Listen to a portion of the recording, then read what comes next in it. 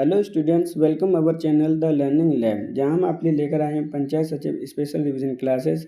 आज की क्लास के अंतर्गत जन्म मृत्यु रजिस्ट्रीकृत अधिनियम 1969, उत्तर प्रदेश नियमावली 1976 और 2002 से सभी प्रावधानों, नियमों, धाराओं को एक्सप्लेन के साथ में पढ़ेंगे। इस वीडियो के अंतर्गत 50+ क्वेश्चनों को मेंशन किया गया है, जो कि आपके 27 अप्रैल 2025 को होने वाले एग्जाम के लिए महत्वपूर्ण होंगे। अगर आपको कंटेंट पसंद आता है तो वीडियो को लाइक और चैनल को सब्सक्राइब जरूर करें, जिससे कि हमें भी एक मोटिवेशन प्राप्त होता है कि हम आपके लिए ज़्यादा से ज़्यादा कंटेंट आपको प्रोवाइड करा सकें। अगर आपका कोई सजेशन है तो आप हमें कमेंट बॉक्स में दे सकते हैं। तो चलिए देखते हैं आज का अपना पहला क्वेश्चन। जन्म मृत्यु रजिस्ट्रीकरण अधिनियम कब अस्तित्व में आया? 1965, 1969, 1989, 1999। क्वेश्चन को ध्यान से समझना। यहाँ पर पूछा गया है कि ये अधिनियम आपका कब अस्तित्व में आया है, तो ऑप्शन नंबर आपका सही आंसर होगा 1969 में। इस अधिनियम को लाने का रीज़न क्या था भारत सरकार के द्वारा? तो मोस्ट इम्पोर्टेंट रीज़न था आपका इन्फॉर्मेशन को गेन करना। अब कौन सी इन्फॉर्मेशन को गेन करना है? तो यानी आपके भारत देश में कितने बच्चे आपके बर्थ कर रहे हैं, जन्म ले रहे हैं, कितने लोगों की डेथ हो रही है, ये डाटा इजीली आपको प्रोवाइड कराया जा सके, इसलिए इस अधिनियम को लेकर आया गया। जब किसी भी देश को बर्थ और डेथ की रेट आपको पता होती है तो वो अपने क्या बना सकती है, अपने देश के लिए पॉलिसी बना सकती है, जिससे कि बर्थ इजीली हो सके, डेथ रेट कम हो सके। आपकी पॉलिसी के साथ साथ में आपकी जो हेल्थ इश्यूज़ हैं उनको सॉर्ट आउट कर सकती है, आपकी स्कीम्स बना सकती है, आपके लिए प्रोग्राम लॉन्च कर सकती है। ये किसका सरकार का काम होता है? तो इसलिए आपका जन्म मृत्यु रजिस्ट्रीकृत अधिनियम 1969 में लाया गया। ऑप्शन नंबर आपका सही आंसर होगा 1969। देश में जन्म मृत्यु संबंधी रजिस्ट्रीकरण कब से अनिवार्य हो गया? 1969, 1967, 1965 या 1968। देखिए ये अधिनियम कब से अनिवार्य हो गया, ये क्वेश्चन आपसे पूछा गया है। तो ऑप्शन नंबर आपका सही आंसर होगा 1969 में ये पूरे देश में क्या हो गया, अनिवार्य हो गया था कि आपको बर्थ और डेथ या जितने भी संबंधित आपकी जो प्रावधान है उनको करना अनिवार्य है। ऑप्शन नंबर आपका सही आंसर होगा 1। जन्म और मृत्यु रजिस्ट्रीकरण अधिनियम 1969 का विस्तार है केवल राज्यों में, केवल केंद्र शासित प्रदेशों में, केवल उत्तर प्रदेश में या संपूर्ण भारत में? क्वेश्चन को आपको ध्यान से समझना है। यहाँ पर आपसे बोला गया है कि अधिनियम 1969 का विस्तार कहाँ तक है, तो ऑप्शन नंबर आपका सही आंसर होगा 4, संपूर्ण भारत में है। जिसमें भारत में क्या क्या ऐड है, तो जितने भी आपके स्टेट्स हैं वो सभी ऐड हैं इसमें, आपके यूटी हैं वो ऐड हैं, और इसके अलावा जो आपका जम्मू कश्मीर या फिर जो द्वीप्स वगैरह हैं, आइसलैंड वगैरह हैं, वो भी इसमें क्या हैं, आपके ऐड हैं। ऑप्शन नंबर आपका सही आंसर होगा यहाँ पे 4, संपूर्ण भारत में इसका विस्तार है। ये विस्तार किस में दे रखा है, तो धारा आपके 1 में इसका विस्तार दे रखा है। ऑप्शन नंबर आपका सही आंसर होगा 1। जो भी आपको धारा एक्सप्लेन की जाएगी उसको आपको लर्न करते जाना है, क्योंकि धाराओं से भी क्वेश्चन यहाँ से आते हैं। तो यहाँ पर धारा 1 में कहा गया है कि जन्म मृत्यु रजिस्ट्रीकरण अधिनियम 1969 का विस्तार पूरे संपूर्ण भारत में होगा। ऑप्शन नंबर आपका सही आंसर है 4। उत्तर प्रदेश राज्य में जन्म मृत्यु रजिस्ट्रीकरण नियमावली कब बनाई गई? 1974, 1975, 1976 या 1971? इम्पोर्टेंट क्वेश्चन है, यहाँ से क्वेश्चन आपके आने ही आने हैं, क्योंकि आप उत्तर प्रदेश का ही एग्जाम देने वाले हो, तो वहाँ से तो क्वेश्चन आने ही हैं आपके। तो जन्म मृत्यु रजिस्ट्रीकरण नियमावली कब बनाई गई उत्तर प्रदेश में? तो ऑप्शन नंबर आपका सही आंसर होगा 3, 1976 में। लेकिन ये लागू कब से हुई है, ये इम्पोर्टेंट है आपके लिए। इसको पूरे उत्तर प्रदेश में कब लागू कर दिया गया था? इम्पोर्टेंट क्वेश्चन है, यहाँ से क्वेश्चन आपकी डेट आपकी आएगी, तो ध्यान रखना, डेट को लर्न करना अनिवार्य है उत्तर प्रदेश के केस में। तो 8 जनवरी 1977 को ये क्या हो गया, पूरे प्रदेश में लागू हो गई थी ये नियमावली। कौन सी नियमावली है आपकी? जन्म मृत्यु रजिस्ट्रीकरण अधिनियम नियमावली कब बनाई गई? 1976 में, और इसको नियमावली ही 1976 ही कहा जाता है। ऑप्शन नंबर आपका सही आंसर होगा यहाँ पे 3, 1976।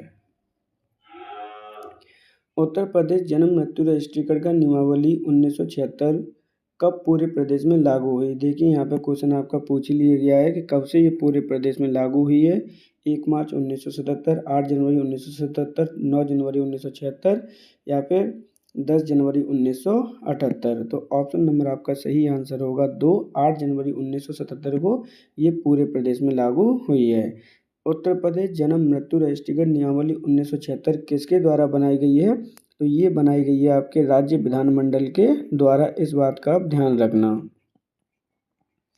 अब ये विधानमंडल के द्वारा बनाई गई है, लेकिन किसके अंडर में बनाई गई है ये भी इम्पोर्टेंट है। तो यहाँ पर जो आपका बर्थ एंड डेथ राइट है, आपका बर्थ डेथ एक्ट 1969 है, उसके अंडर में बनाई गई है, क्योंकि यही आपका इम्पोर्टेंट फैक्टर है कि BDA एक्ट 1969 के अंडर में रहकर आपकी राज्य विधानमंडल के द्वारा उत्तर प्रदेश जन्म मृत्यु रजिस्ट्रेशन नियमावली 1976 बनाई गई, जो कि आपके 8 जनवरी 1977 में लागू हुई। कहाँ पे लागू हुई? पूरे प्रदेश में। ऑप्शन नंबर आपका सही आंसर होगा यहाँ पे 2। जन्म मृत्यु रजिस्ट्रेशन नियमावली 1976 के स्थान पर संशोधित नियमावली कब निर्मित की गई। इम्पोर्टेंट क्वेश्चन है, यहाँ से क्वेश्चन आपके 101% पूछे ही जाएंगे कि आपकी जो जन्म मृत्यु रजिस्ट्रेशन नियमावली 1976 है, कहाँ की है ये भी ध्यान रखना है। ये नियमावली है आपकी उत्तर प्रदेश की। इसके स्थान पर कब आपकी नई नियमावली निर्मित की गई है? 2001, 2002, 2003 या 2004। तो ऑप्शन नंबर आपका सही आंसर होगा यहाँ पे 2, 2002 में इसको परिवर्तित किया गया है या संशोधित किया गया है।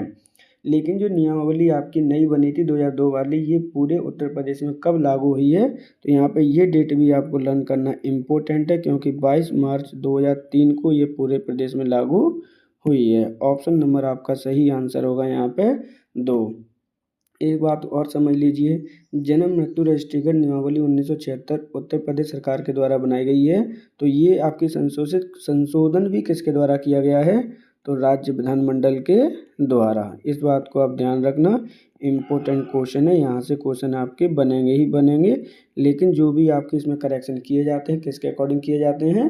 तो आपके जन्म मृत्यु अधिकरण अधिनियम 1969 के अंतर्गत आपके करेक्शन किए जाते हैं। ऑप्शन नंबर यहाँ पे 2 सही होगा, क्योंकि यहाँ पूछा गया कि संशोधन नियमावली कब निर्मित की गई। उत्तर प्रदेश जन्म मृत्यु रजिस्ट्रेशन नियमावली 2002 कब पूरे प्रदेश में लागू की गई। देखिए ध्यान से समझना, यहाँ पर जो आपकी नई नियमावली है 2002 पूरे प्रदेश में कब लागू की गई है, ये क्वेश्चन आपसे पूछा गया है।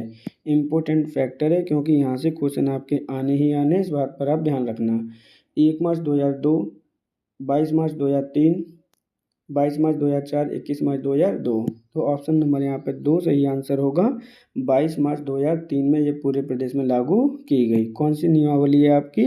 तो उत्तर प्रदेश जन्म मृत्यु रजिस्ट्रेशन नियमावली 2002, जिसे आपके 22 मार्च 2023 में पूरे प्रदेश में लागू कर दिया गया।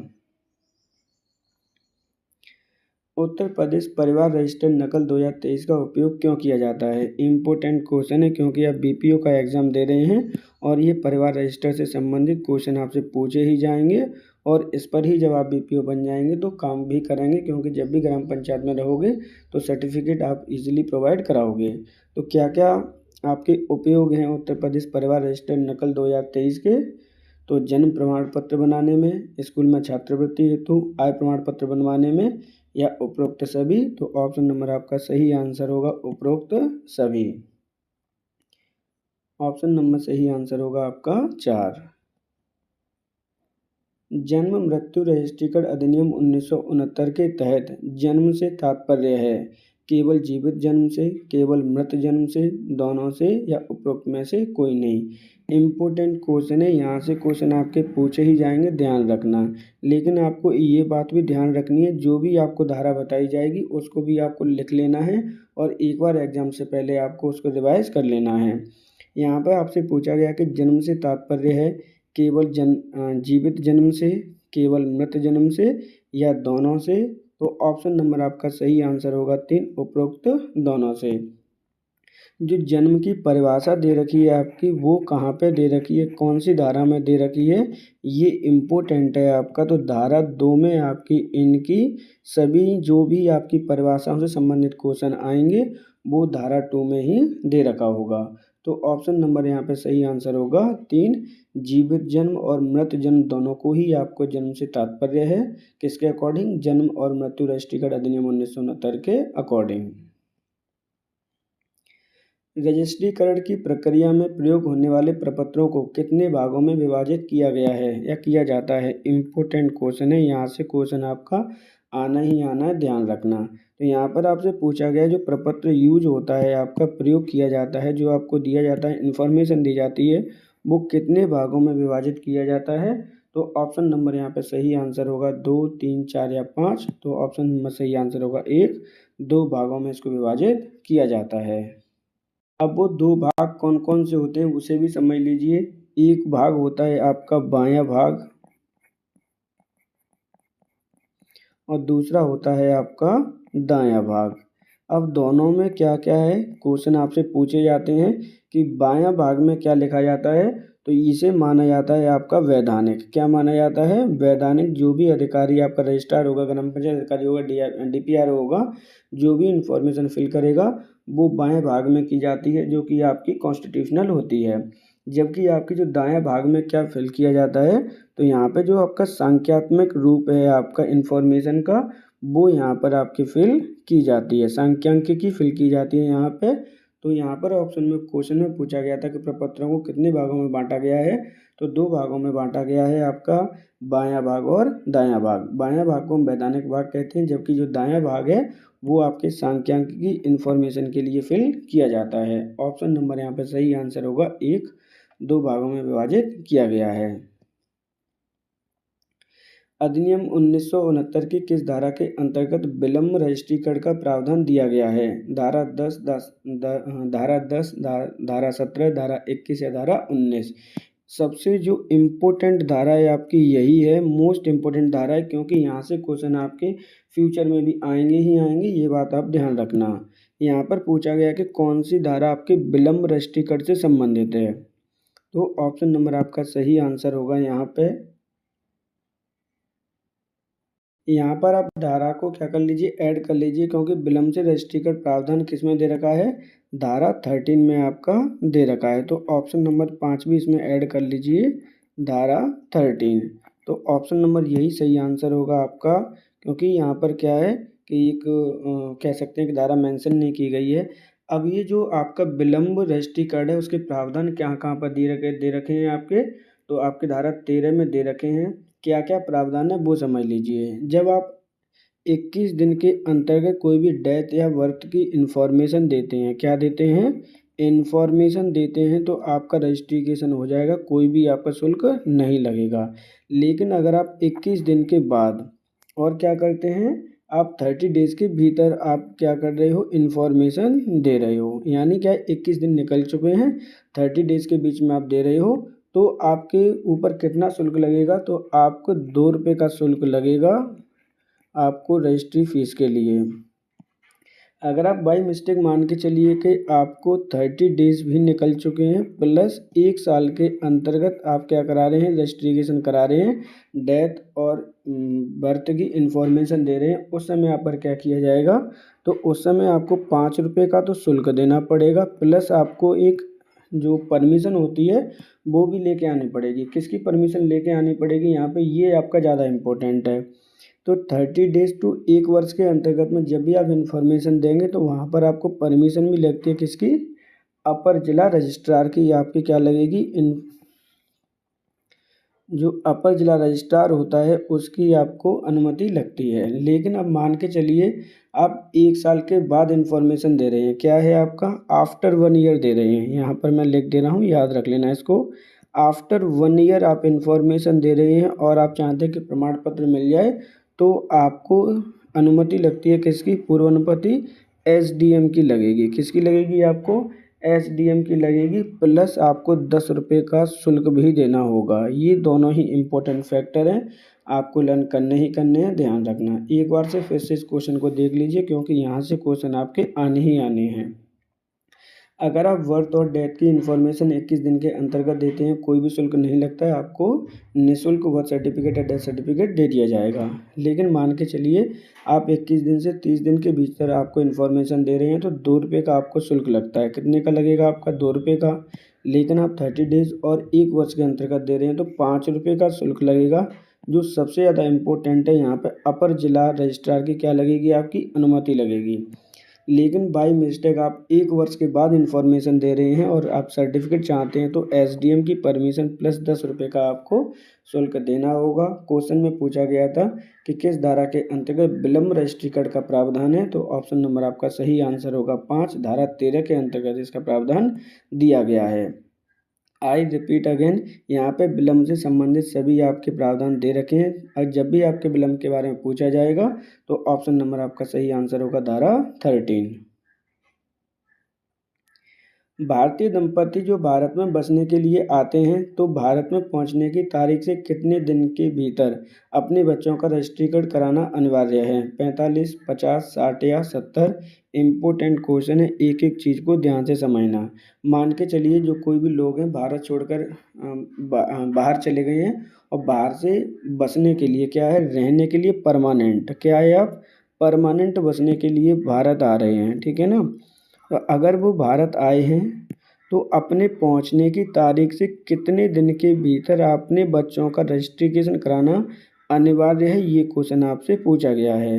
तो ऑप्शन नंबर यहाँ पे सही आंसर होगा 3, 60 दिन के अंतर्गत इनको रजिस्ट्रेशन करना अनिवार्य है। मान के चलिए कि 60 दिन के अंतर्गत इन्होंने रजिस्ट्रेशन नहीं कराया तो आपका जो प्रावधान धारा 13(3) में दे रखे हैं, इसमें क्या दे रखे हैं, धारा 13(3) में दे रखे हैं कि अगर आप ऐसा नहीं कराने में असफल हैं तो आपको विलम्ब के साथ में क्या है, विलम्ब के साथ में आपका रजिस्ट्रेशन किया जाएगा। तो यहाँ पे जो क्वेश्चन इम्पोर्टेंट है, कितने दिन के अंतर्गत रजिस्ट्रेशन कराना है, तो ऑप्शन नंबर आपका 3 सही आंसर होगा 60 दिन के अंदर। धारा 13 के अनुसार अगर किसी बच्चे का रजिस्ट्रीकरण जन्म के 30 दिन के बाद तथा 1 वर्ष से पहले, देखिए इम्पोर्टेंट क्वेश्चन है, यहाँ से क्वेश्चन आपके आने ही आने हैं। यहाँ पर पूछा गया, पहले तो ध्यान से समझना क्योंकि धारा 13 के अंतर्गत पूछा गया है और ये धारा 13 किससे संबंधित है आपकी, तो ये आपकी विलम्ब से संबंधित है। जब आप विलम्ब से रजिस्ट्रेशन करा रहे हो उससे संबंधित है आपकी धारा 13। दूसरा पॉइंट क्या है, किसी बच्चे का रजिस्ट्रीकरण मान के चलिए जन्म के 30 दिन के बाद और 1 वर्ष से पहले, तो किसकी लिखित अनुमति पर रजिस्ट्रेशन किया जाएगा? अपर जिला रजिस्ट्रार, उप जिला अधिकारी, जिला मजिस्ट्रेट या फिर मुख्य रजिस्ट्रार। तो यहाँ पर ध्यान से समझना, एक एक पॉइंट इंपॉर्टेंट है। 30 दिन के बाद और 1 वर्ष से पहले की बात की जा रही है, तो ऑप्शन नंबर आपका सही आंसर होगा 1, अपर जिला रजिस्ट्रार की अनुमति लगेगी। अनुमति के साथ साथ में और क्या लगेगा, और आप पर 5 रुपये का क्या लगेगा, शुल्क भी लगेगा जब जाके आपका रजिस्ट्रेशन होगा। दूसरा, मान के चलिए यहाँ पे 30 डेज दे रखा था और यहाँ पे 1 वर्ष के बाद मान के चलना, क्या है कि आप भूल जाते हैं और 1 वर्ष के बाद आप रजिस्ट्रेशन कराना चाहते हैं तो किसकी अनुमति लगेगी, तो आपके जिला अधिकारी की अनुमति, उप जिला अधिकारी की अनुमति लगेगी। अगर आप 1 वर्ष के बाद में रजिस्ट्रेशन कराते हैं तो उप जिला अधिकारी को क्या बोलते हैं, हम एसडीएम बोलते हैं। प्लस इसके साथ में आपको क्या देना होगा, परमिशन के साथ में 10 रुपये का शुल्क भी देना होगा। ये सब प्रावधान कहाँ पे किए गए हैं, धारा 13 में किए गए हैं। इसलिए धारा 13 आपकी मोस्ट इम्पोर्टेंट धारा है। यहाँ से क्वेश्चन आपके कई बार पूछे जाते हैं और पूछे भी जाएंगे। ऑप्शन नंबर यहाँ पर सही आंसर होगा 1, अपर जिला रजिस्ट्रार की अनुमति लगेगी अगर आप 30 दिन और 1 वर्ष के भीतर आप रजिस्ट्रेशन कराना चाहते हैं तो। प्रपत्र संख्या 1 में क्या क्या भरा जाता है, जन्म तिथि, लिंग, बच्चे का नाम या उपरोक्त में से कोई नहीं। देखिए इम्पोर्टेंट क्वेश्चन है, यहाँ के क्वेश्चन आपके आने ही आने हैं, ध्यान रखना। प्रपत्र संख्या 1 में क्या क्या भरा जाता है, ये क्वेश्चन में आपसे पूछा गया है।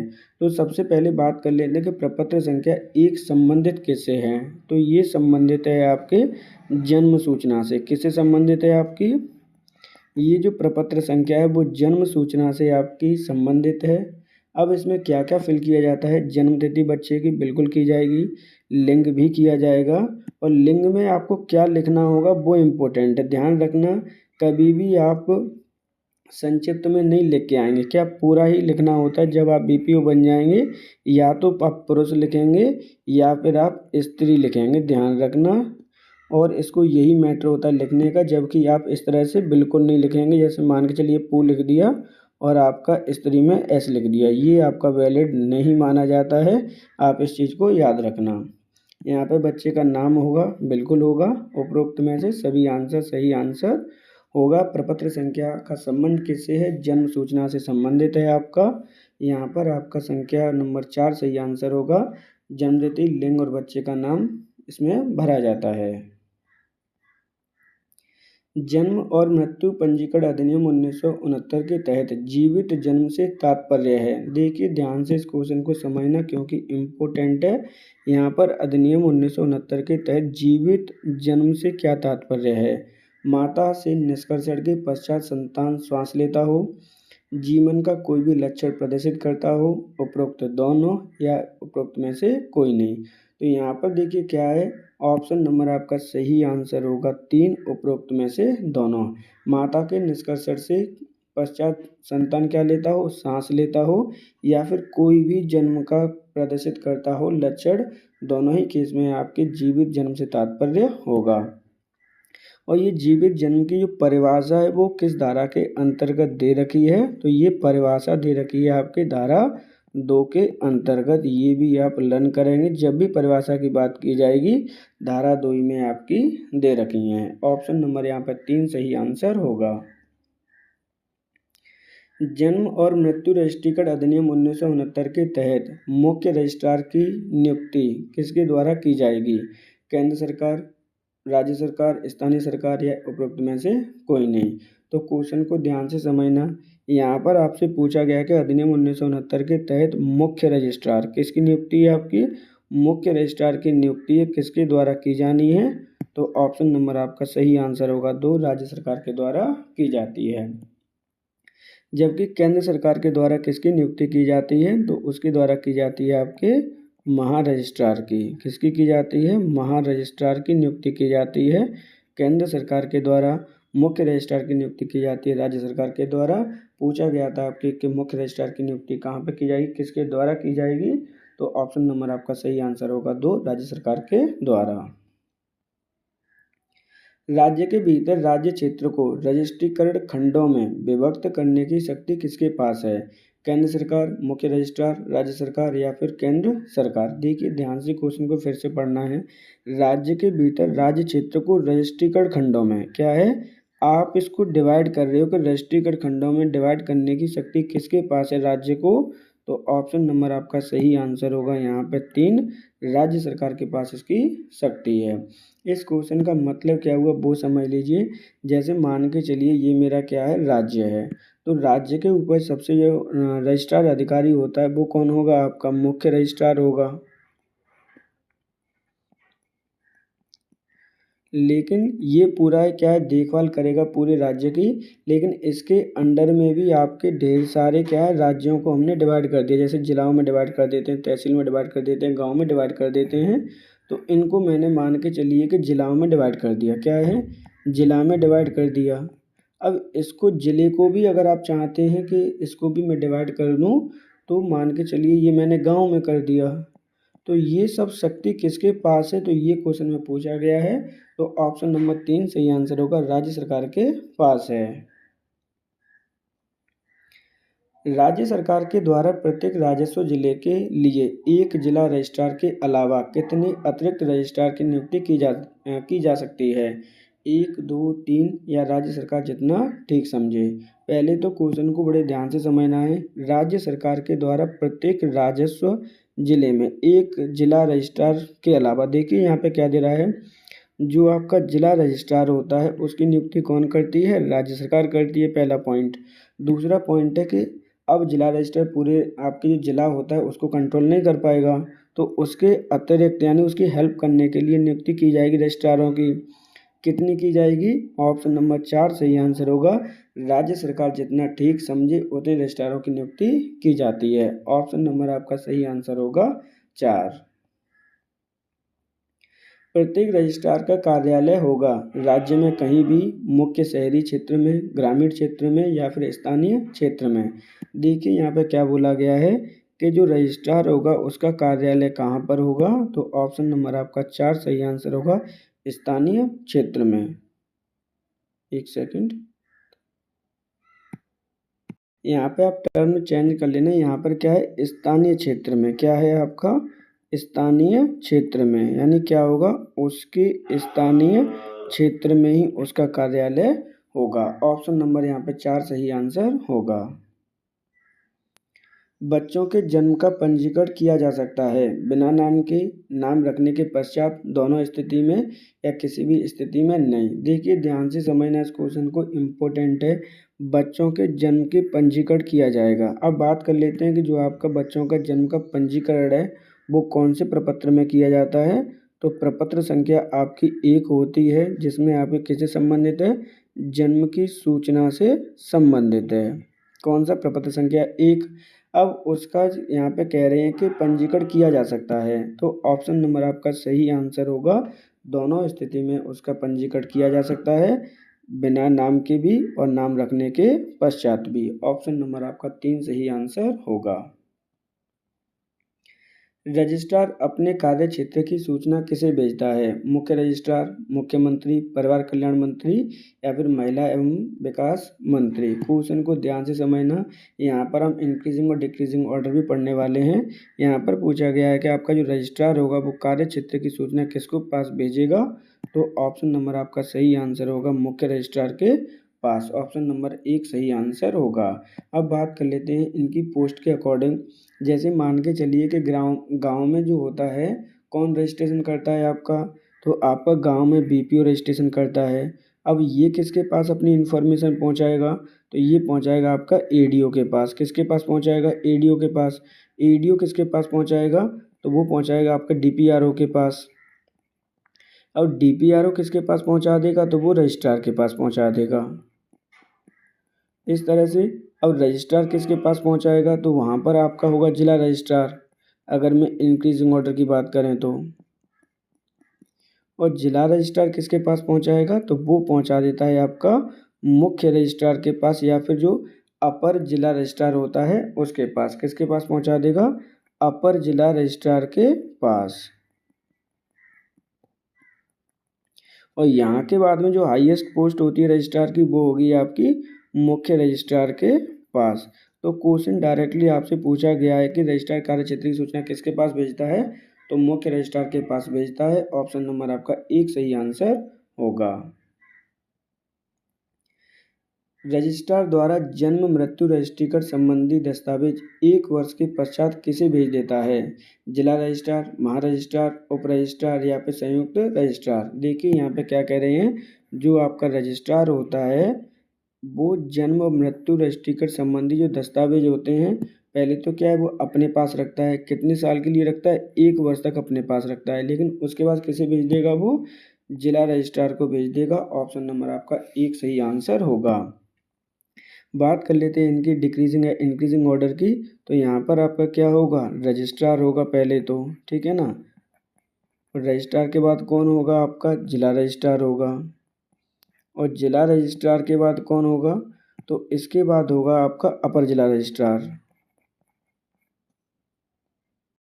यहाँ पे अपर मंडल रजिस्ट्रार है, क्या है आपका, अपर मंडल रजिस्ट्रार। अब ये किसके पास भेज देगा, तो ये भेज देगा आपका मुख्य रजिस्ट्रार के पास। ये क्या है, आपका पोस्ट इंक्रीजिंग ऑर्डर है।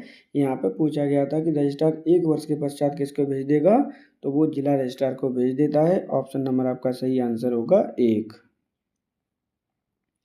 अधिनियम 1969 के अधीन मंडल स्तर पर सर्वोच्च पदाधिकारी कौन होता है, अपर मुख्य रजिस्ट्रार, मुख्य रजिस्ट्रार, महारजिस्ट्रार या फिर रजिस्ट्रार। देखिए क्वेश्चन को ध्यान से समझना। यहाँ पर आपसे पूछा गया है क्या कि अधिनियम 1969 के अधीन मंडल स्तर पर सर्वोच्च पदाधिकारी कौन होता है। तो मंडल स्तर पर कौन होगा आपका, ऑप्शन नंबर सही आंसर होगा आपका 1 अपर मंडल रजिस्ट्रार। यहाँ पर आपका क्या है, या फिर अपर मुख्य रजिस्ट्रार भी आंसर सही होगा, मुख्य रजिस्ट्रार भी उससे अपर होता है। या फिर आपका जो भी नाम इसका आए, मान के चलिए अपर मंडल आ रहा है, क्या आ रहा है आपका अपर मंडल रजिस्ट्रार। तो वो भी अगर ऑप्शन में आता है तो वो भी क्या होगा, आंसर सही होगा। अपर मुख्य रजिस्ट्रार के पास सर्वोच्च अधिकारी होता है मंडल स्तर पर, जबकि मुख्य रजिस्ट्रार होता है किस पर, स्टेट लेवल पर। देखिए दोनों के लेवल समझ लीजिए। आंसर तो पहले इसका क्या होगा, अपर मुख्य रजिस्ट्रार या फिर अपर मंडल रजिस्ट्रार। तो यहाँ पर इम्पोर्टेंट फैक्ट है, ध्यान से समझते जाना, क्योंकि इस तरह के क्वेश्चन आपके पूछे ही जाने हैं। मान के चलिए कि आपका जो लोकल लेवल पर रजिस्ट्रार होता है उसे अपन क्या कहते हैं, रजिस्ट्रार कहते हैं। जबकि आपके डिस्ट्रिक्ट लेवल पे कौन होता है, तो वो होगा आपका जिला रजिस्ट्रार या डिस्ट्रिक्ट रजिस्ट्रार। और मंडल स्तर पर कौन होगा, तो मंडल स्तर पर जो व्यक्ति होता है उसे कहते हैं अपर मुख्य रजिस्ट्रार। क्या है आपका, सीनियर होता है आपका अपर मुख्य रजिस्ट्रार। और इसके बाद आता है आपका क्या, यहाँ पर आएगा आपका स्टेट। तो स्टेट पर होता है आपका कौन होगा, वहाँ पर होगा आपका मुख्य रजिस्ट्रार। और इसके बाद होता है आपका कंट्री। तो कंट्री के लिए कौन होगा, तो कंट्री के लिए होगा आपका महा रजिस्ट्रार। इनको आप लर्न कर लेना, क्योंकि इस तरह के क्वेश्चन आपसे पूछे जाने हैं। ऑप्शन नंबर आपका 1 सही आंसर होगा। निम्नलिखित में से अनुपलब्धता प्रमाण पत्र किस प्रपत्र संख्या पर जारी किया जाता है, प्रपत्र संख्या 10, प्रपत्र संख्या 9, प्रपत्र संख्या 13 या प्रपत्र संख्या 5। इंपॉर्टेंट क्वेश्चन है, यहाँ से क्वेश्चन आपके बनते ही बनते हैं, इस बात को आप ध्यान रखना। यहाँ पर पूछा गया है कि जो अनुपलब्धता प्रमाण पत्र होता है उसकी प्रपत्र संख्या कितनी है, तो ऑप्शन नंबर आपका सही आंसर होगा आपका 1, प्रपत्र संख्या 10। बात कर लेते हैं जो आपके अदर 3 ऑप्शन दे रखे हैं कि प्रपत्र संख्या 9 किससे संबंधित है, 13 किससे संबंधित है और 5 किससे संबंधित है। तो प्रपत्र संख्या जो आपकी 9 है वो संबंधित है आपके मृत जन्म रजिस्टर से, यानी ऐसे बच्चे जो आपके मृत पैदा हुए हैं, क्या हुए हैं, मृत उन्होंने जन्म लिया है, उनसे संबंधित आपका क्या है, रजिस्टर एक आपका बनाया जाता है, उससे संबंधित है आपका प्रपत्र संख्या 9। प्रपत्र संख्या आपका जो 13 है वो किससे संबंधित है, तो वो संबंधित है आपके मृत जन्म, जो आपके बच्चे मृत जन्म लेते हैं उनकी मासिक रिपोर्ट से, क्या है, जो मंथली रिपोर्ट होती है उससे संबंधित है आपका प्रपत्र संख्या 13। अब प्रपत्र संख्या जो 5 है वो किससे संबंधित है, इम्पोर्टेंट है, ये आपका जो है बर्थ सर्टिफिकेट से, यानी क्या है, जन्म प्रमाण पत्र से।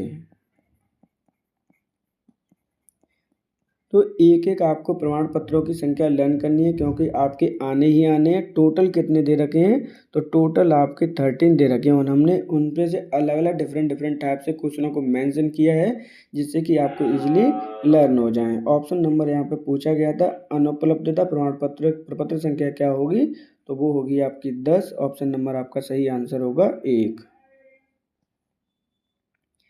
भारत के महारजिस्ट्रार की नियुक्ति किसके द्वारा की जाती है, केंद्र सरकार, राज्य सरकार या स्थानीय सरकार या उपरोक्त में से कोई नहीं। तो भारत के महारजिस्ट्रार की नियुक्ति की जाती है आपकी केंद्र सरकार के द्वारा। ऑप्शन नंबर आपका सही आंसर होगा 1। अब ये जो केंद्र सरकार के द्वारा नियुक्ति की जाती है महारजिस्ट्रार की, वो किस तरह से वर्क करता है, तो ये आपके एक मार्गदर्शक के रूप में वर्क करता है। किसके लिए, इंडिया लेवल पे, यानी ये किसके लेवल पे होता है, आपके कंट्री लेवल पे होगा। इसी तरह से आपका जो मुख्य रजिस्ट्रार होता है वो किस लेवल पे होगा, तो जो मुख्य रजिस्ट्रार होगा वो स्टेट लेवल को गाइडेंस देता है। ऑप्शन नंबर आपका सही आंसर होगा यहाँ पे 1, केंद्र सरकार। जन्म प्रमाण पत्र की आवश्यकता कब होती है, स्कूल में प्रवेश पत्र, आयु को प्रमाणित करने हेतु, रोजगार प्राप्ति करने हेतु या उपरोक्त में से सभी। तो जो जन्म प्रमाण पत्र होता है वह सर्टिफिकेट होता है, उसकी आवश्यकता कब होती है, तो ऑप्शन नंबर आपका 4 सही आंसर होगा, उपरोक्त सभी।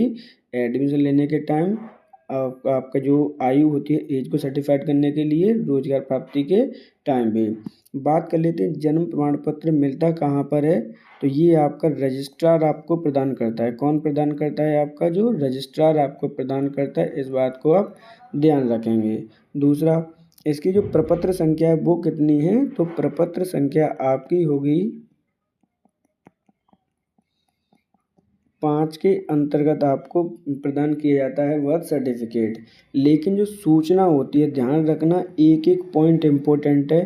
जो जन्म सूचना होती है वो आपकी फिल की जाती है प्रपत्र संख्या 1 में। ऑप्शन नंबर यहाँ पर सही होगा 4, क्योंकि पूछा जा रहा था कि कब आवश्यकता होती है, एडमिशन के टाइम पे, एज कंसल्टेंस में, रोजगार प्राप्त करने में। ऑप्शन सही आंसर होगा 4। जन्म मृत्यु रजिस्ट्रीकरण अधिनियम 1969 के तहत राज्य सरकार द्वारा नियुक्ति सर्वोच्च अधिकारी कौन होता है? देखिए ध्यान से समझना, अधिनियम 1969 के तहत राज्य सरकार के द्वारा सर्वोच्च अधिकारी कौन होता है? महारजिस्ट्रार, जिला रजिस्ट्रार, मुख्य रजिस्ट्रार या फिर रजिस्ट्रार। तो आंसर, सही आंसर होगा यहाँ पे आपका 3, मुख्य रजिस्ट्रार। किसके द्वारा किया जाता है? राज्य सरकार के द्वारा किया जाता है। एक एक चीज़ को, कंसेप्ट को थोड़े थोड़े तरीके से अच्छे से समझ लीजिए। मान के चलिए ये आपकी कंट्री है। अब कंट्री को गाइडेंस करने के लिए कौन होता है? आपका महारजिस्ट्रार होगा, जिसकी नियुक्ति किसके द्वारा की जाती है? तो ये की जाती है आपके केंद्र सरकार के द्वारा। इसी तरह से आपका अब ये हो गया स्टेट। क्या हो गया आपका? स्टेट हो गया। स्टेट में कौन सर्वोच्च अधिकारी होता है? तो वो होता है आपका मुख्य रजिस्ट्रार। कौन होगा? मुख्य रजिस्ट्रार होगा। इसी तरह से स्टेट को हम अगर कर दें जिले में, तो जिले में कौन होता है सर्वोच्च अधिकारी रजिस्ट्रेशन के लिए? तो वो होगा आपका जिला रजिस्ट्रार। अब जिले को भी अगर आप डिवाइड कर देंगे तो छोटे लेवल पर और पहुंच जाएंगे, तो उसके लिए कौन होता है? तो वहाँ पर होता है आपका रजिस्ट्रार। इस तरह से आपका ये इंक्रीजिंग डिक्रीजिंग ऑर्डर है, इसको आपको लर्न करना ही करना है, ध्यान रखना। ऑप्शन नंबर आपका सही आंसर होगा यहाँ पे 3, क्योंकि राज्य सरकार के द्वारा नियुक्त किया गया सर्वोच्च अधिकारी मुख्य रजिस्ट्रार होता है। मृत्यु प्रमाण पत्र की आवश्यकता कब होती है? उत्तराधिकारी सिद्ध करने में, संपत्ति प्राप्त करने में, बीमा के लिए या उपरोक्त सभी? तो मृत्यु प्रमाण पत्र की आवश्यकता होती है आपकी उपरोक्त सभी। ऑप्शन नंबर 4 सही आंसर होगा। बात कर लेते हैं मृत्यु प्रमाण पत्र की, तो इसकी प्रपत्र संख्या कितनी होती है? तो प्रपत्र संख्या होगी इसकी, क्योंकि ये क्वेश्चन आपके आने ही आने, इसलिए आपको हर बार एक्सप्लेन किया जा रहा है। प्रपत्र संख्या 6 होती है मृत्यु प्रमाण पत्र की। लेकिन जब आपकी डेथ सूचना दी जाती है, क्या दी जाती है? आपकी मृत्यु सूचना दी जाती है। तो मृत्यु सूचना के लिए कौन सा प्रपत्र है? तो मृत्यु सूचना के लिए प्रपत्र संख्या आपकी कितनी है? 0, 2 है या फिर 2 है, कुछ भी कह सकते हैं आप लर्न कर लेना है बस। आपका जो बर्थ सर्टिफिकेट है किसके द्वारा दिया जाता है? नॉर्मली आपका रजिस्ट्रार के द्वारा दिया जाता है, इस बात को आप ध्यान रखना। लेकिन मान के चलिए कि आपका जो डेथ सर्टिफिकेट है वो चिकित्सा अधिकारी के द्वारा भी कभी कभी दिया जाता है, मेडिकल जो ऑफिसर होता है उसके द्वारा भी आपको प्रोवाइड कराया जाता है। लेकिन उसमें क्या है, सम कंडीशंस होती हैं।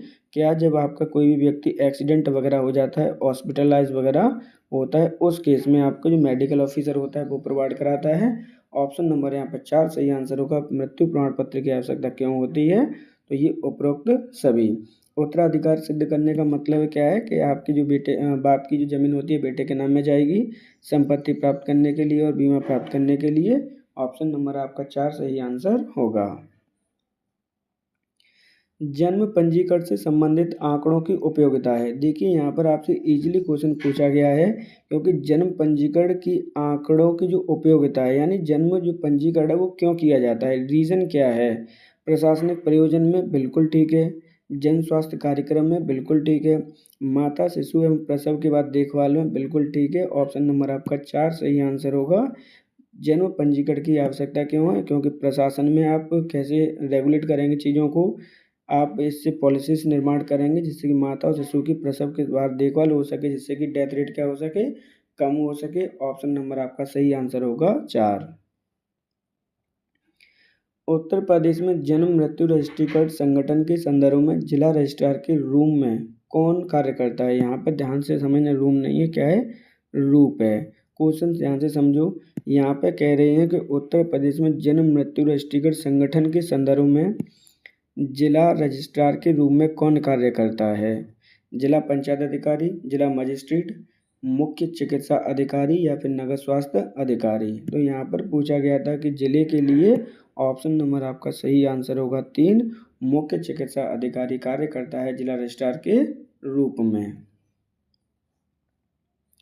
यदि एक गर्भ के इम्पोर्टेंट क्वेश्चन है, यहाँ से क्वेश्चन कई बार पूछा गया है। ये क्या पूछा गया है, यदि एक गर्भ में एक साथ एक से अधिक बच्चे जन्म लेते हैं, क्या है, मान के चलिए कि आपके एक से अधिक बच्चे जन्म ले रहे हैं एक बार में, मतलब कह सकते हैं कि ट्विंस आपके क्या हैं, जन्म ले रहे हैं।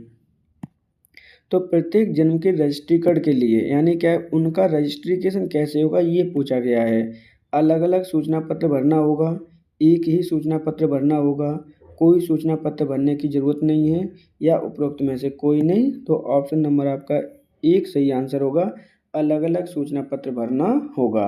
अब ये जो जन्म का सूचना पत्र वो यहाँ पे प्रपत्र संख्या है, तो प्रपत्र संख्या है आपकी 1। इस बात को आप ध्यान रखेंगे क्योंकि क्वेश्चन आपके यहाँ से पूछे ही जाने हैं। ऑप्शन नंबर आपका सही आंसर होगा 1। अगर ट्विंस प्रोड्यूस हो रहे हैं, ट्विंस आपके जन्म ले रहे हैं, तो उनके दोनों को अलग अलग सूचना पत्र भरना होता है। जन्म या मृत्यु प्रमाण पत्र प्राप्त करने के लिए शुल्क निर्धारित किया गया है, 10 रुपये, 50 रुपये, 100 रुपये या फिर निःशुल्क। क्वेश्चन को ध्यान से समझना है। यहाँ पर बोला गया है कि जो आपका बर्थ सर्टिफिकेट होता है, मृत्यु सर्टिफिकेट होता है, डेथ सर्टिफिकेट होता है, उसके लिए शुल्क की निर्धारित किया गया है। तो ऑप्शन नंबर आपका सही आंसर होगा 4, उपरोक्त में से कोई नहीं या फिर निःशुल्क। निःशुल्क में भी आपकी कंडीशन है, कंडीशन क्या है वो समझ लो क्योंकि यहाँ पे आपकी धारा को एक्सप्लेन किया गया है। कंडीशन ये है कि जो आपकी पहली प्रति है यानी जो आपकी फर्स्ट कॉपी है वही आपको निःशुल्क मिलेगी अर्थात फ्री मिलेगी। इस बात को आप ध्यान रखना, ये कंडीशन अप्लाई होगी फ्री के केस में। लेकिन जब आप सेकंड या थर्ड कॉपी बाई चांस मांगते हैं तो उसका निर्धारण कौन करता है, तो जो रजिस्ट्रार होता है वो आपसे एक्स्ट्रा पैसे लेगा ही लेगा। ऑप्शन नंबर आपका सही आंसर होगा 4, निःशुल्क आपकी बर्थ सर्टिफिकेट या डेथ सर्टिफिकेट दिया जाता है, आपकी पहली कॉपी ही फ्री दी जाएगी, ये बात आप ध्यान रखना। ऑप्शन सही आंसर होगा 4। गुमशुदा व्यक्ति को कब मृत माना जाता है, 7 वर्ष देखा या ना सुना गया हो, 6 वर्ष से देखा गया या फिर ना सुना गया हो, 5 वर्ष से देखा या ना सुना गया हो, या उपरोक्त में से कोई नहीं। किसी व्यक्ति को गुमशुदा जो व्यक्ति है उसे मृत कब माना जाएगा, तो ऑप्शन नंबर आपका सही आंसर होगा 1, 7 वर्ष में देखा या सुना ना गया हो। कंडीशन ये ध्यान रखना, इसके जो आइडेंटिफिकेशन है अधिनियम नंबर जो आपका अधिनियम है जन्म मृत्यु अधिनियम, उसमें इसके बारे में कुछ नहीं कहा गया है, ये बात आप ध्यान रखना क्योंकि ये जो आपकी कंडीशन है वो कोर्ट के द्वारा अलाउड की गई है या कोर्ट इस पर डिसीजन ले सकता है, ये बात आप ध्यान रखेंगे।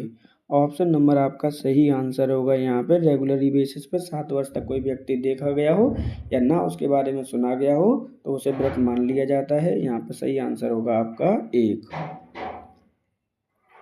सामान्यतः कितने दिनों के भीतर जन्म और मृत्यु की घटनाओं का पंजीकरण होना आवश्यक है, आपका 21, 7 डेज, 14 डेज या 45 डेज।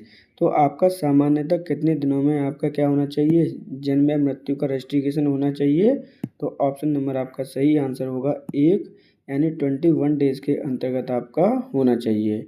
अदरवाइज 21 डेज के बाद अगर आप जाते हो तो धारा 13 के अकॉर्डिंग आपसे क्या लिया जाएगा, विलंब लिया जाएगा, तब आपका रजिस्ट्रेशन होगा। ये बात आप ध्यान रखना, धारा 13 इज़ द मोस्ट इम्पोर्टेंट धारा है, इस बात को आप ध्यान रखना इस बात का।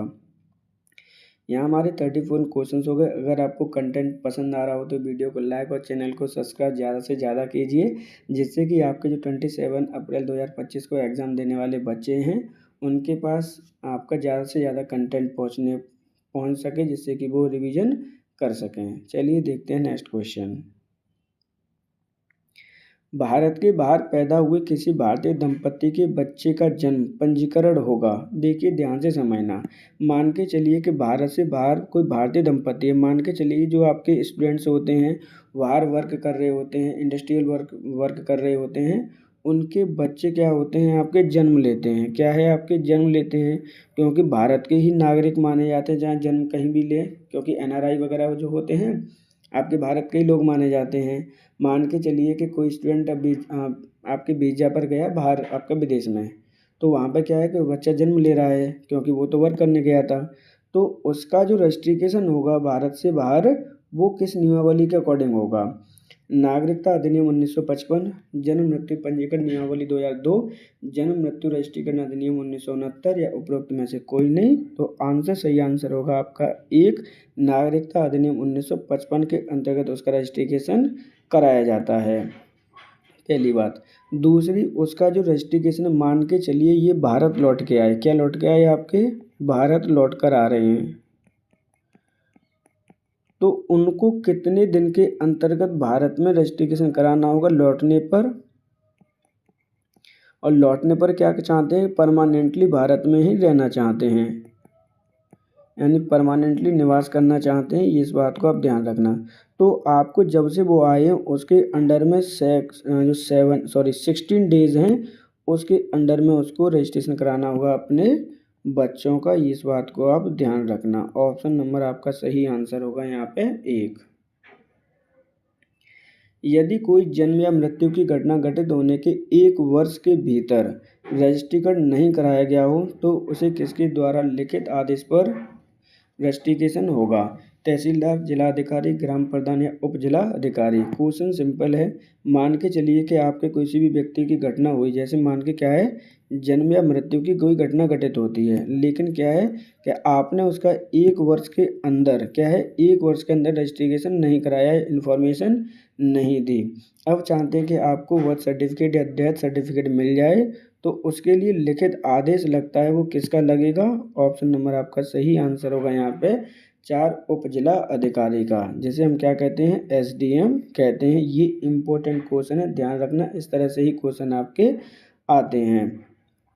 तो कोई भी घटना होगी उसे विदिन कितने दिन में आपको रजिस्ट्रेशन कराना अनिवार्य है? तो आपके 21 डेज में कराना अनिवार्य है। इस केस में आपसे कोई भी शुल्क नहीं लिया जाता, लेकिन मान के चलिए आप 21 डेज के बाद रजिस्ट्रेशन कराते हैं तो धारा 13 के अंतर्गत आपका रजिस्ट्रेशन होता है और वो संबंधित है आपके विलम्ब से, यानी आपको विलम्ब देना ही होता है।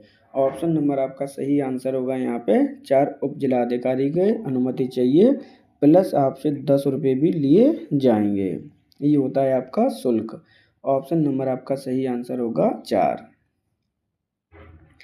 जन्म रिपोर्ट भरते समय बच्चों का नाम नहीं रखे जाने की स्थिति में, मान के चलिए कि आपने क्या किया, कोई जन्म रिपोर्ट बना रहे हैं, ठीक है, और उस समय क्या है कि बच्चे का नामकरण नहीं रखा गया है, तो आप जब इन्फॉर्मेशन दे रहे हैं उस केस में क्या होगा?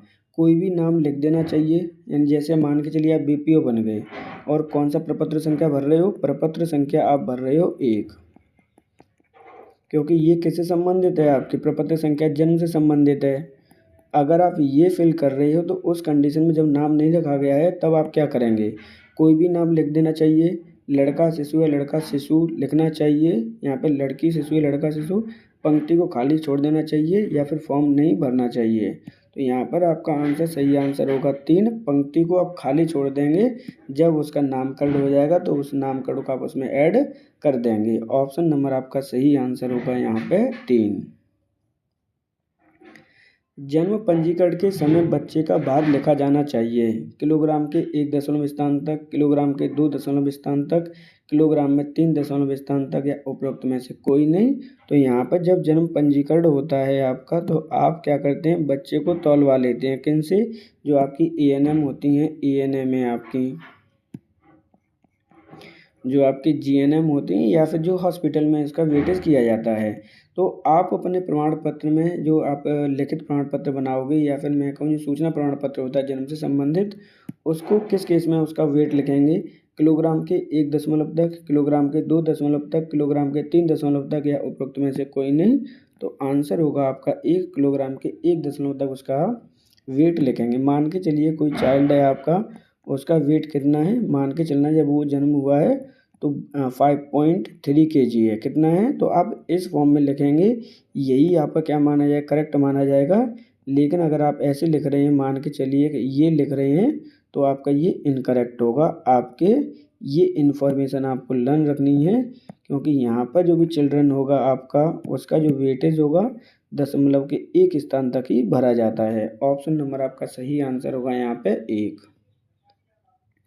रजिस्ट्रीकरण की प्रक्रिया में प्रपत्र संख्या 3 संबंधित है। देखिए इम्पोर्टेंट क्वेश्चन, जितने भी आपके प्रपत्र दे रखे हैं वो इम्पोर्टेंट हैं।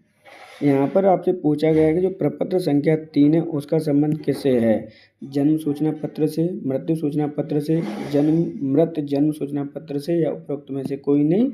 तो ऑप्शन नंबर आपका 3 सही आंसर होगा। मृत जन्म सूचना पत्र से आपकी प्रपत्र संख्या 3 संबंधित है। जबकि आपके जन्म सूचना पत्र से कौन सा है? तो आपका 10 है। और आपके मृत्यु सूचना पत्र से आपका जो प्रपत्र संख्या है वो क्या है? 1 और 2 संबंधित है, जबकि 3 संबंधित है आपके मृत जन्म सूचना पत्र से। ऑप्शन नंबर आपका सही आंसर होगा यहाँ पे 3।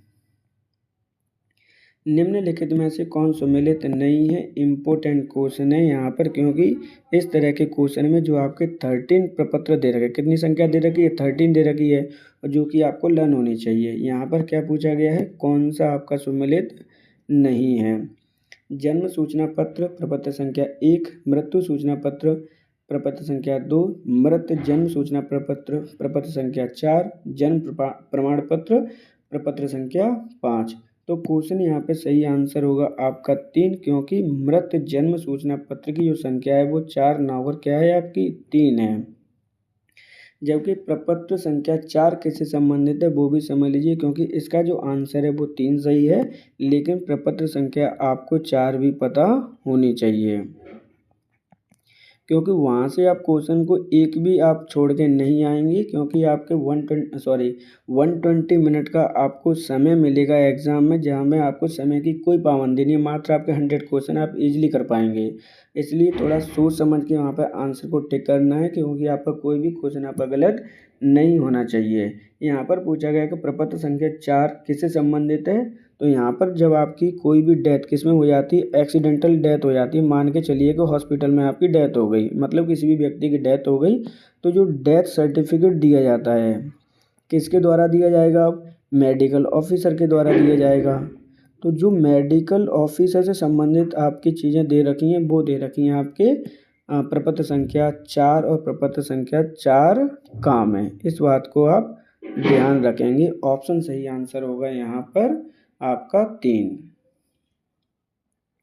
गोद लिए बच्चों के जन्म प्रमाण पत्र जारी करने से पूर्व किसकी अनुमति आवश्यक है? संबंधित मजिस्ट्रेट, महारजिस्ट्रार, जिला रजिस्ट्रार, या फिर मुख्य रजिस्ट्रार। तो देखिए गोद लिए बच्चे का जो जन्म होता है प्रमाण पत्र तो दिया ही जाएगा, लेकिन उससे संबंधित पहले किसकी अनुमति आवश्यक है? किसके लिए? गोद लिए हुए बच्चे के लिए। तो ऑप्शन सही आंसर होगा आपका 1, संबंधित मजिस्ट्रेट की अनुमति लेना आवश्यक है। इसको ही अपन क्या कहते हैं? जिला अधिकारी भी कहते हैं, या फिर जिसे हम डीएम कहते हैं। ध्यान रखना इस बात का। तो इसकी अनुमति आवश्यक है जन्म प्रमाण पत्र देने से पहले। किसके लिए? गोद लिए हुए बच्चों के लिए। ऑप्शन सही आंसर होगा आपका 1। रजिस्ट्रार द्वारा जन्म या मृत्यु की कितनी प्रक्रिया नहीं है, यहाँ पे क्या है? प्रति है आपकी, यानी कितनी प्रति आपकी निःशुल्क जारी की जाती है? किसके द्वारा? रजिस्ट्रार के द्वारा। कितनी प्रतियाँ आपकी निःशुल्क दी जाती है? ध्यान रखना ये रजिस्टर नहीं है, क्या है आपका? रजिस्ट्रार है। केवल प्रथम प्रति, केवल प्रथम और द्वितीय प्रति, अनेक प्रति, या उपरोक्त में से कोई नहीं। तो पहली प्रति ही मात्र आपको निःशुल्क आपको प्रोवाइड कराई जाएगी। उसके बाद में जो भी रजिस्ट्रार आपको जो भी शुल्क लगाएगा वो उसके अकॉर्डिंग डिपेंड करता है। ऑप्शन सही आंसर होगा यहाँ पे 1। जन्म या मृत्यु प्रमाण पत्र पर रजिस्ट्रार द्वारा हस्ताक्षर के लिए किसे अधिकृत किया जा सकता है? इम्पोर्टेंट क्वेश्चन है, कंसेप्ट इजीली आप समझ सकते हैं। यहाँ पर मान के चलिए क्या है कि जन्म और मृत्यु सर्टिफिकेट रजिस्ट्रार आपका क्या कर रहा है? जारी कर रहा है। हस्ताक्षर किसी लिए अधिकृत कर सकता है? मान के चलिए जो रजिस्ट्रार है वो कह देगा कि भाई आप ऑफिस में साइन कर दीजिए, तो कौन साइन करेगा? इसके लिए ये क्वेश्चन आपसे पूछा गया। कौन अधिकृत कर सकता है? सहायक क्लर्क, सहायक रजिस्ट्रार, उप जिलाधिकारी, या किसी को भी नहीं। तो यहाँ पर ऑप्शन सही आंसर होगा, कोई भी इस पर साइन नहीं करेगा, क्योंकि जो रजिस्ट्रार होता है वो उसे उस सर्टिफिकेट पर स्वयं साइन करने होते हैं। इस पॉइंट को आप ध्यान रखना। ऑप्शन नंबर आपका सही आंसर होगा यहाँ पे 4, कोई भी इस पर साइन नहीं कर सकता। जब भी आपका बर्थ और डेथ सर्टिफिकेट इशू होता है तो उस पर रजिस्ट्रार के ही साइन कंपलसरी हैं।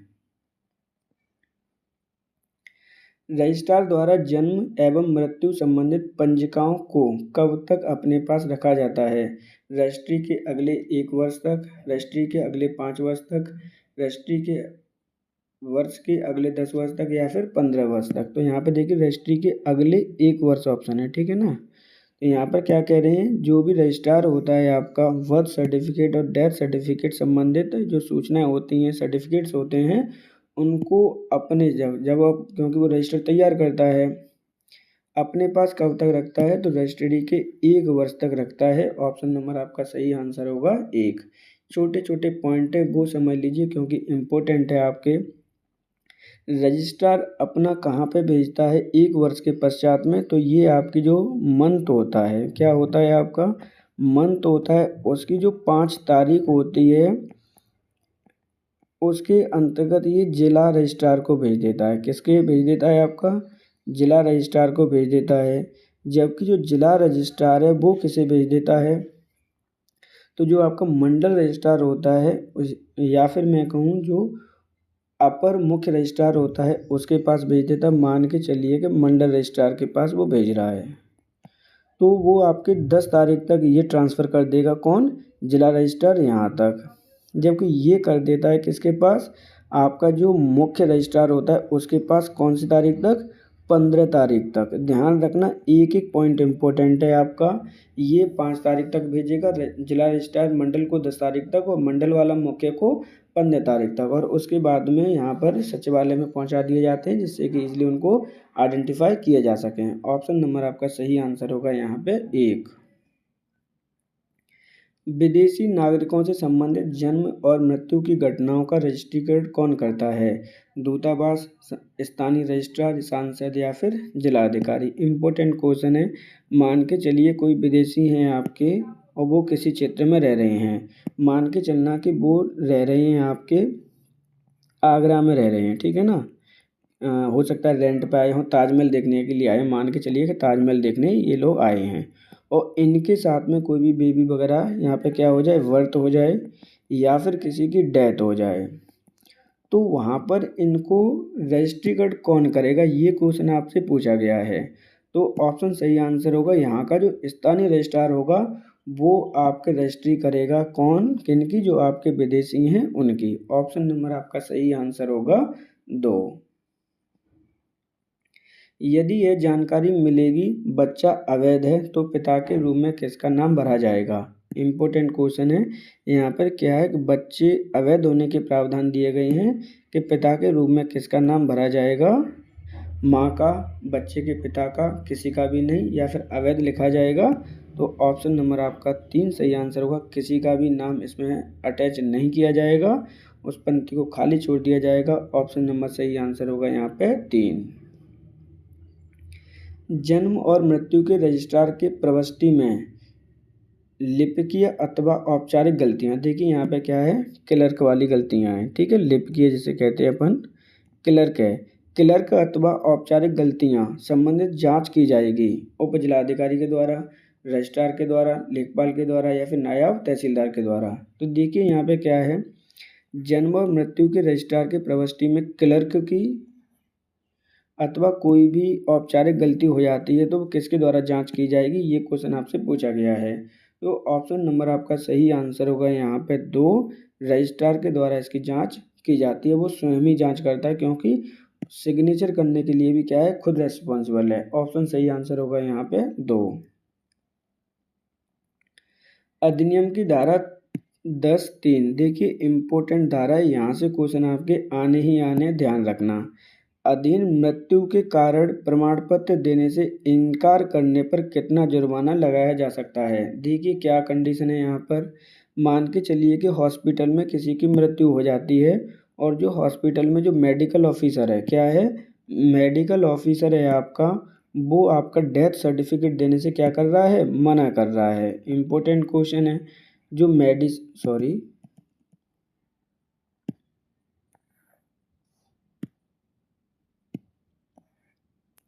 जो आपका मेडिकल ऑफिसर है वो आपको डेथ सर्टिफिकेट देने से क्या कर रहा है, मना कर रहा है, तो उस पर आपका कितने रुपए का शुल्क लगाया जाएगा, टैक्स लगा दिया जाएगा।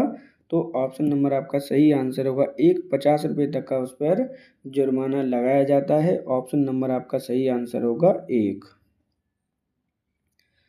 मृत्यु रजिस्ट्रीकरण अधिनियम 1969 के अंतर्गत मृत जन्म की मासिक रिपोर्ट, देखिए यहाँ पे इम्पोर्टेंट है, मृत जन्म की मासिक रिपोर्ट के बारे में पूछा गया है कि किस प्रपत्र संख्या में इसका सारांश दे रखा है। प्रपत्र संख्या 13, प्रपत्र संख्या 12, प्रपत्र संख्या 11 या प्रपत्र संख्या 10। तो ऑप्शन सही आंसर होगा यहाँ पे मृत जन्म मासिक रिपोर्ट से क्वेश्चन पूछा गया है, तो प्रपत्र संख्या 13। ऑप्शन सही आंसर होगा आपका 1। जबकि प्रपत्र संख्या 12 किससे संबंधित है, तो ये संबंधित है आपकी डेथ से, यानी जो आपकी मंथली रिपोर्ट है उससे संबंधित है। और ये किससे संबंधित है 11, तो ये आपका वर्थ से संबंधित है, यानी मंथली जो रिपोर्ट है उससे। इस बात को आप ध्यान रखना, इम्पोर्टेंट क्वेश्चन है, यहाँ से क्वेश्चन आपके पूछे ही जाएंगे। जबकि प्रपत्र संख्या 10 किससे संबंधित है, तो ये संबंधित है आपके अनअवेलेबिलिटी से, यानी अनुपलब्धता से।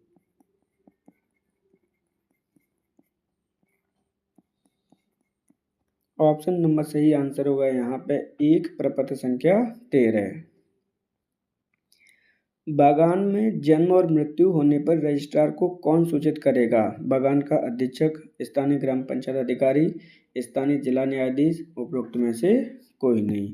तो बागान में कोई भी व्यक्ति काम कर रहा है, वहाँ पर जन्म या मृत्यु की स्थिति हो जाती है, तो रजिस्ट्रार को कौन इन्फॉर्मेशन देता है, वहाँ पर ऑप्शन देगा ऑप्शन नंबर आपका ऑप्शन नंबर 1 सही आंसर होगा, बागान का अधीक्षक। अब बात कर लेते हैं बागान की।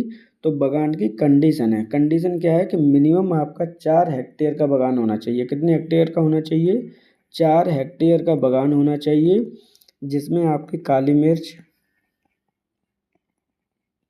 आपकी चाय, कॉफ़ी, यहाँ पर कार्य करने वाले लोग हों। तो उस समय अगर किसी की मृत्यु या जन्म होता है तो बागान का अधीक्षक आपके रजिस्ट्रार को इन्फॉर्मेशन देता है। इस प्रकार हमारे यहाँ पे जन्म मृत्यु अधिनियम 1969 और उत्तर प्रदेश नियमावली 2002, 1976 सभी को मिलाकर टॉप 50 क्वेश्चन हमने यहाँ पे सॉल्व किए हैं। उम्मीद करते हैं कि इन्हीं से आपके क्वेश्चन पूछे जाने हैं। अगर आपको कंटेंट पसंद आ रहा हो तो वीडियो को लाइक और चैनल को सब्सक्राइब जरूर करिए, जिससे कि जब आप वीडियो को लाइक और चैनल को सब्सक्राइब करते हैं तो हमें भी एक मोटिवेशन मिलता है। आगे भी इस चैनल पर आपकी वीडियो अवेलेबल होती रहेंगी, जिसके लिए आप नोटिफिकेशन प्राप्त करने के लिए चैनल को सब्सक्राइब कर लीजिए। Thank you for today.